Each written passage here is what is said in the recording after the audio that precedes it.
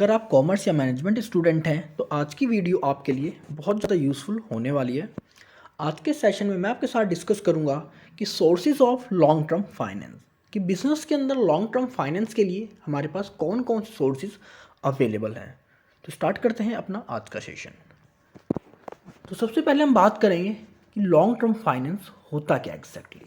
मतलब देखो, अगर आपको फाइनेंस की नीड है, आपने आज किसी से पैसे उधार लिए या अपना कोई भी प्रोडक्ट सेल करा, लेकिन आपको रीपेमेंट कब करनी हो, कम से कम 1 साल के बाद आपको उस लोन की, उस डेथ की, उस कह सकते हैं लीज की पेमेंट करनी हो, तो वो कहलाता है आपका लॉन्ग टर्म फाइनेंस, जिसकी मैच्योरिटी कम से कम 1 साल का टाइम आपको मिल जाए उसको रीपे करने के लिए। So long term finance can be defined as any financial instrument with maturity exceeding 1 year. क्या है मतलब लॉन्ग टर्म फाइनेंस? कोई भी फाइनेंशियल इंस्ट्रूमेंट हो सकता है इसके अंदर जिसकी मैच्योरिटी 1 साल से ज़्यादा की हो, तो उसे हम कहते हैं लॉन्ग टर्म फाइनेंस। इसके अंदर कौन कौन से इंस्ट्रूमेंट आते हैं?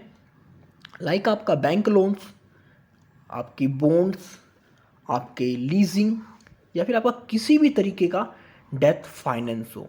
इसके साथ साथ आपकी जो शेयर कैपिटल होती है, शेयर में चाहे आपकी प्राइवेट शेयर कैपिटल हो, पब्लिक शेयर कैपिटल हो, इक्विटी हो या प्रेफरेंस हो, किसी भी तरीके की शेयर कैपिटल इसके अंदर इंक्लूड करी जाती है।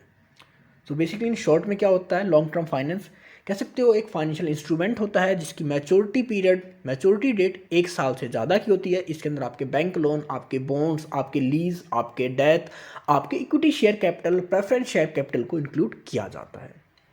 तो बेसिकली में एक ही चीज़ है कि इनकी जो टाइम पीरियड होता है वो 1 साल से ज़्यादा का होना चाहिए। वैसे तो हमारे पास बहुत सारे सोर्सेज अवेलेबल है लॉन्ग टर्म फाइनेंस के लिए, लेकिन मैक्सिमम बिजनेस के अंदर कुछ लिमिटेड सोर्सेज का ही यूज़ किया जाता है। तो इनको हम आज की वीडियो में कवर करेंगे वन बाय वन। सबसे पहला या मैक्सिमम यूज़ किया जाता है इक्विटी शेयर कैपिटल। इसके बाद आता है आपका प्रेफरेंस शेयर कैपिटल। नेक्स्ट आपका रिजर्व एंड रिटेन्ड अर्निंग। इसके बाद आपका वेंचर कैपिटल, फिर आपका debentures, fixed deposit and terms loan. तो ये हमारे पास 7 सोर्सेज हैं लॉन्ग टर्म फाइनेंस के, जिनका मैक्सिमम यूज़ किया जाता है किसी भी बिजनेस के अंदर लॉन्ग टर्म फाइनेंस को रेज करने के लिए।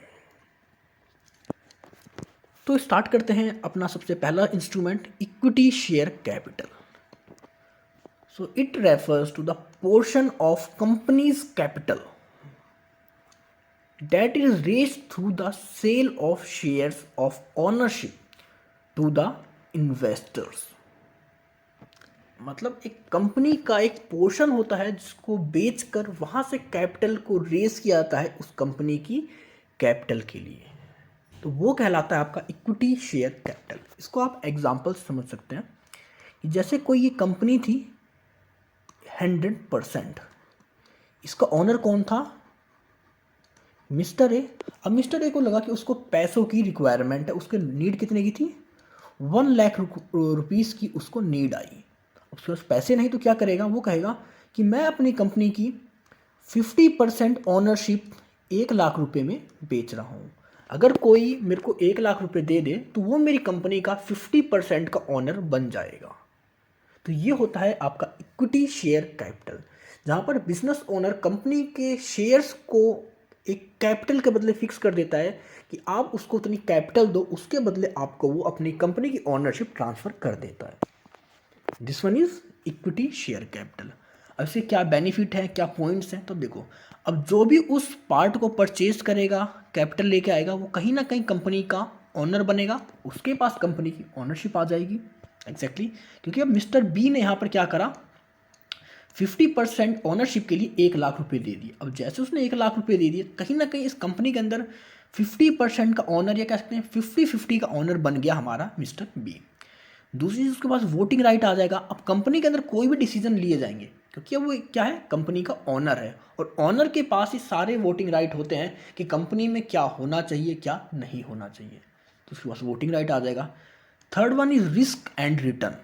अब देखो, जब खुद के आप ओनर हो, अगर आप किसी को उधार देते हो पैसे, तब तो आपको श्योरिटी है कि आपको पैसा मिलेगा, लेकिन अगर आप अपने पैसे से कोई बिजनेस स्टार्ट कर रहे हो या कोई ऑपरेशन कर रहे हो, तो वहाँ पर आपको श्योरिटी नहीं होती कि आपको मिलेगा प्रॉफिट। हो सकता है आपका प्रॉफिट बहुत अच्छा हो जाए, या हो सकता है कि आप पूरे के पूरे लॉस में डूब जाओ। तो यहाँ पर जो रिस्क होता है या रिटर्न होता है बहुत ज़्यादा फ्लक्चुएट करता है, और जितना ज़्यादा रिस्क देखा जाता है बिजनेस में, रिटर्न भी उसी के हिसाब से हमें मिलता है। नेक्स्ट है कि यहाँ पर हमारे पास इक्विटी शेयर होल्डर्स के पास ये भी अवेलेबल होता है कि किस टाइप के इक्विटी शेयर्स को परचेज करते हैं, like convertible, non convertible, redeemable, non redeemable, मतलब इसकी भी एक कैटेगरी हमारे पास अवेलेबल होती है उसके इन्वेस्टमेंट की। और नेक्स्ट है डिविडेंड पेमेंट। अब जो भी ऑनर है जब कंपनी प्रॉफिट अर्न करेगी तो उसके हिसाब से जितने उसके पास शेयर्स हैं उसके हिसाब से उसको प्रॉफिट दिया जाएगा, डिविडेंड दिया जाएगा। तो ये कुछ की फीचर्स थे हमारे इक्विटी शेयर कैपिटल के।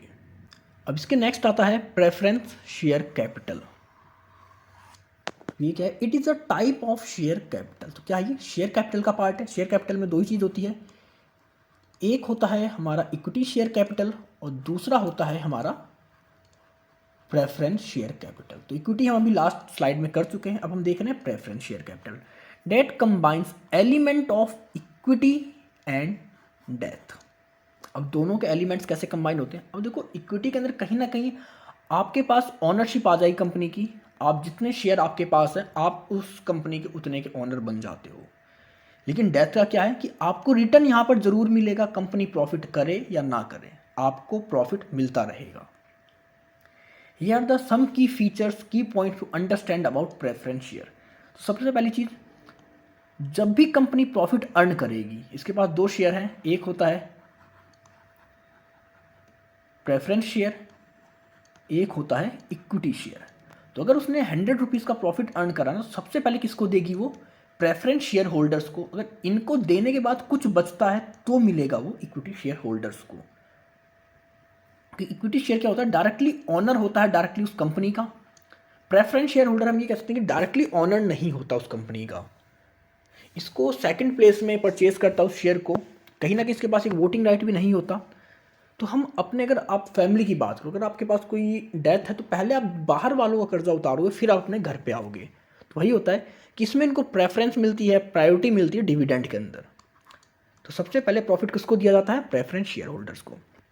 लेकिन इनके पास कोई भी वोटिंग राइट नहीं रहता, ये अपने प्रेफरेंस शेयर्स कभी भी रिडीम करवा सकते हैं, मतलब उसको कैश में इजीली कन्वर्ट करा सकते हैं। और नेक्स्ट है कि लेस रिस्की देन इक्विटी। अब देखो, इक्विटी में क्या है, अगर कंपनी ने प्रॉफिट अर्न करा फिर तो आपकी भी रेटिंग बढ़ेगी, आपको प्रॉफिट मिलेगा। अगर कंपनी लॉस में गई तो आप भी लॉस में जाओगे। लेकिन प्रेफरेंस शेयर में इतना नहीं होता, उनको उनका प्रॉफिट चाहिए, उनको उनका डिविडेंड चाहिए, आप प्रॉफिट अर्न करो या ना करो। अब नेक्स्ट आपका रिटेन्ड अर्निंग। रिटेन्ड अर्निंग क्या होता है? So it refers to the portion of company's profit that are retained and reinvested in the business rather than being distributed as dividend to shareholder। तो रिटेन्ड अर्निंग क्या है?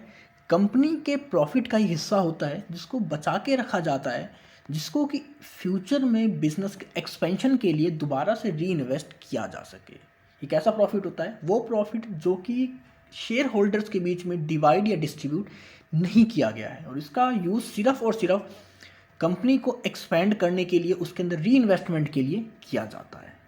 यहाँ पर कुछ की फीचर्स है जिससे कि आप इसको अच्छे से समझ सकोगे। सबसे पहले इसका सोर्स क्या होता है रिटेन्ड अर्निंग का? आपका प्रॉफिट। अब अगर कोई कंपनी प्रॉफिट अर्न कर रही है तब तो सिवा रिटेन्ड अर्निंग होगी, लेकिन अगर कोई कंपनी लॉस में है तो उसके पास रिटेन्ड अर्निंग नहीं होगी। दूसरा रिस्क।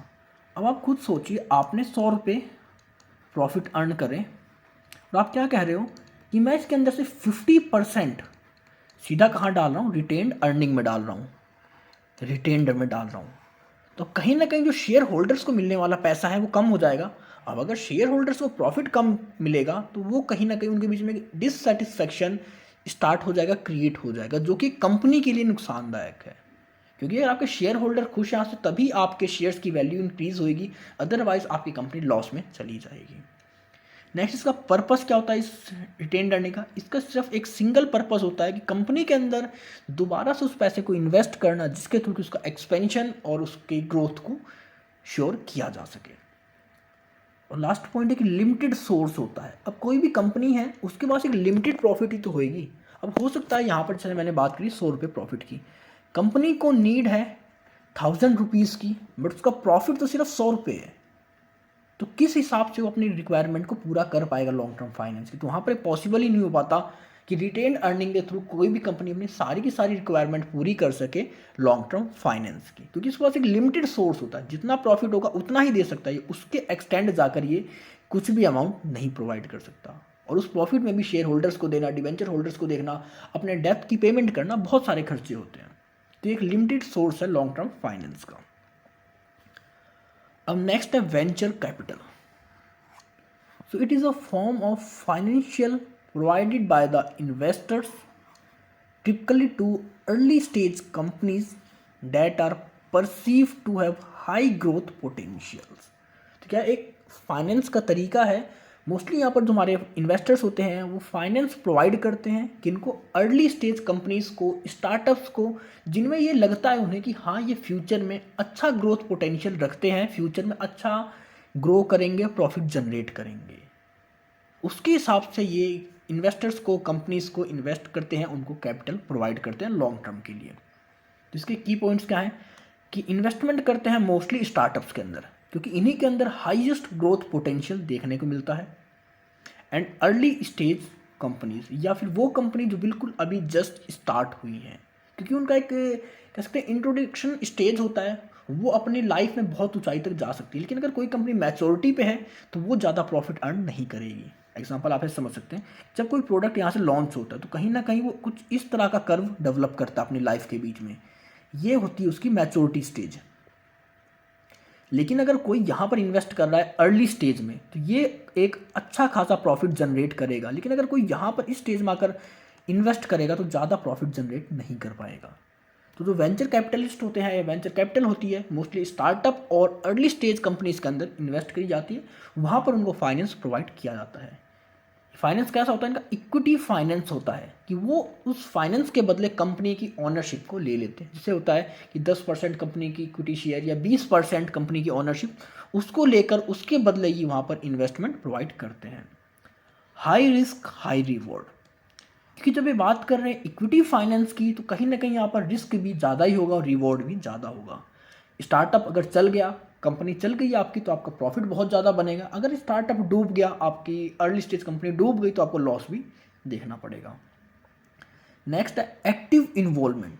ये यहाँ पर कैश के साथ साथ अपनी एडवाइस, अपना सजेशन, अपने नेटवर्क भी प्रोवाइड करते हैं उस स्टेज कंपनी को, उस स्टार्टअप को, जिसके थ्रू कि वो जल्दी से जल्दी ग्रो कर सके, स्पीड पकड़ सके अपने प्रॉफिट को जनरेट करने के लिए। ये जिस दिन उसके अंदर इन्वेस्ट करता है उसी टाइम अपनी एक एग्जिट स्ट्रेटजी को पहले ही डेवलप कर लेते हैं कि किस दिन वो इस कंपनी के अंदर से एग्जिट करेंगे। मोस्टली एग्जिट क्या होता है? आईपीओ का टाइम होता है, जब कंपनी अपने आईपीओ को लॉन्च करती है उसी टाइम हमारे ये वेंचर कैपिटलिस्ट उस कंपनी से एग्जिट स्ट्रेटजी को अप्लाई कर देते हैं। लिमिटेड पार्टनर्स, वेंचर कैपिटलिस्ट वहीं पर इन्वेस्ट करते हैं जहां पर जो पार्टनर्स होते हैं लिमिटेड होते हैं। बहुत ज़्यादा पार्टनर्स के बीच में ये कभी भी अपने जो कैपिटल होती है उसको प्रोवाइड नहीं करते। तो ये था आपका venture capitalist as a source of long term finance. अब नेक्स्ट आपका debentures. Debentures are a type of debt instrument that companies can issue to raise fund from investors. तो इसका कंपनी यूज़ करती है as a debt instrument, use किया जाता है इसका, कंपनी इशू करती है और इसके बदले इन्वेस्टर्स को कह सकते हैं कि एक तरह से एफडी की तरह काम करता है ये। जब तक उनके पास वो डॉक्यूमेंट रहेगा, कंपनी उनको फिक्स टाइम पर एक फिक्स इनकम देती रहेगी, लाइक इंटरेस्ट रेट, और जैसे उसकी मैच्योरिटी पीरियड होएगी वो उस इंस्ट्रूमेंट को वापस कंपनी को सबमिट कर कर वहाँ से अपना जो प्रिंसिपल अमाउंट था वो ले लेते हैं। इसके कुछ की फीचर्स हैं। तो सबसे पहला है फिक्स इनकम। इसको आप ऐसे समझ सकते हैं कि अगर कोई हो सकता है 100 रुपीज़ का 8% डिबेंचर कंपनी ने इशू करा, कितने का है? 100 रुपीज़ का डिबेंचर है, 8% पर कंपनी ने इशू करा है, तो जो भी इसको परचेज करेगा उसने एक बार कंपनी के अंदर 100 रुपीज़ लगा दिए, अब उसको ईयरली हर साल 8 रुपये एज अ फिक्स इनकम मिलता रहेगा जब तक उसके पास वो डिबेंचर्स होंगे। दूसरी चीज़ अनसिक्योर्ड, लेकिन ये डिबेंचर्स का जो ऑप्शन है ये अनसिक्योर होता है। अगर कंपनी डूब गई, कंपनी लॉस में चली गई, तो आप कभी भी अपना अमाउंट रिकवर नहीं कर पाओगे, एज लाइक अ डेथ, क्योंकि एक तरह से आपने उनको क्रेडिट पे ही तो दिया सामान, या क्रेडिट उनसे कह सकते हैं आपने उनको कर्जे पर या उधार पर दिया है, तो वो चीज़ आपका अनसिक्योर होता है। नेक्स्ट है लॉन्ग टर्म। नॉर्मली डिबेंचर्स को लॉन्ग टर्म के लिए इशू किया जाता है, मोर देन 1 ईयर के लिए, मोर देन 1 ईयर। नेक्स्ट है ट्रेडेबिलिटी। आप इस डिबेंचर्स को अपनी सेकेंडरी मार्केट में जाकर इजीली ट्रेड कर सकते हो और तुरंत इसको कैश में कन्वर्ट करा सकते हैं। नेक्स्ट है क्रेडिट रेटिंग। अब डिबेंचर्स इशू कौन करेगा? अब जिस कंपनी की क्रेडिट रेटिंग अच्छी है उसके डिबेंचर्स को ही हम परचेज करेंगे ना।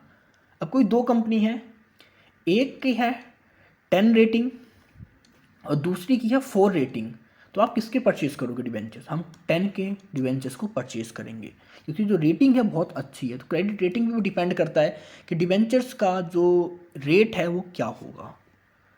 और अगर कंपनी बैंकरप्सी और लिक्विडेशन में जाती है तो उस टाइम सबसे पहली प्रायोरिटी दी जाती है आपके डिबेंचर होल्डर्स को। पहले डिबेंचर होल्डर्स आएंगे, फिर आपके प्रेफरेंस शेयर होल्डर्स आएंगे और फिर जाकर आपके इक्विटी शेयर होल्डर्स आते हैं। ये भी आपका एक सोर्स था लॉन्ग टर्म फाइनेंस का। नेक्स्ट आपका fix deposit. So it is a type of investment where an individual deposit a sum of money with the financial institution such as bank on credit union for a specific period of time. तो normally इसका bank use करता है। आप देखते हैं कि आप bank में एफडी कराते हैं तो क्या होता है, आप अपना अमाउंट लेके गए, आप 1 साल से ज़्यादा के लिए अपने अमाउंट को फ्रीज करवा देते हैं, उसके बदले आपको हर साल एक अच्छा खासा इंटरेस्ट रेट आपको प्रोवाइड किया जाता है उस फिक्स डिपॉजिट के बदले। डिपॉजिट क्या होती है? फिक्स टाइम के लिए होती है, हो सकता है आपकी 3 साल, 5 साल, 7 साल या 10 साल के लिए आपने अपने उस पैसे को वहाँ पर ब्लॉक कर दिया है। Typically ranging from a few months to several years. Here are some key points to understand about fix deposit. तुम्हारी जो फिक्स डिपॉजिट होती है वो कुछ मंथ्स से लेकर कई सालों तक चलती है। तो नॉर्मली जो देखा जाता है फिक्स डिपॉजिट कम से कम 1 साल की तो आप करवाते ही हैं, जिसके थ्रू कि आपको एक अच्छा खासा इंटरेस्ट रेट मिल सके। सबसे पहला की पॉइंट क्या है? Guaranteed return. अब बैंक में आप जब एफडी करवाते हो तो ये नहीं होता कि रिस्क है आपके ऊपर, मतलब कम से कम आपको उतना रिटर्न मिलना ही मिलना, मतलब गारंटी देते हैं कि आपको रिटर्न मिलेगा अगर आप यहाँ पर एफडी करवाते हो।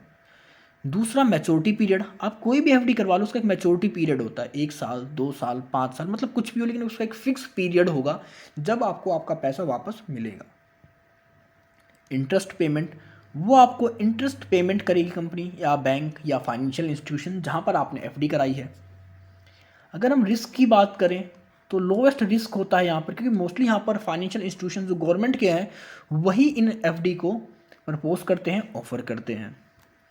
No market risk. अब मार्केट रिस्क का आपकी एफडी से कोई लेना देना नहीं होता। एक बार जो अमाउंट फिक्स हो गया आपके डिपॉजिट टाइम के, वही अमाउंट आपको मिलता रहेगा जब तक आपकी की एफडी मैच्योर नहीं हो जाती।